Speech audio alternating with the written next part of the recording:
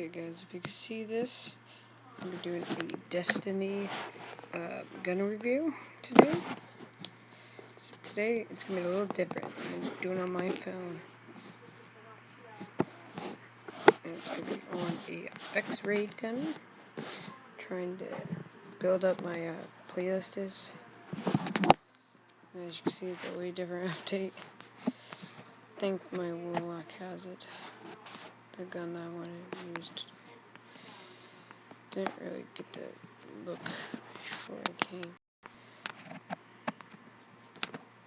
Come on, Kristen, I'm ready for bed. Let's go. I hear you, Mom. Shh.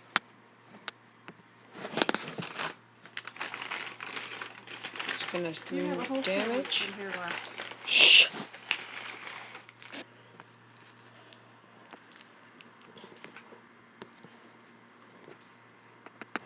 This gun solar damage. It has a perk called Hard Launch, or Velocity and Blast Radius, increased recoil, Confined Launch, greatly reduced recoil, significant penalty to velocity, Smart Drift Control,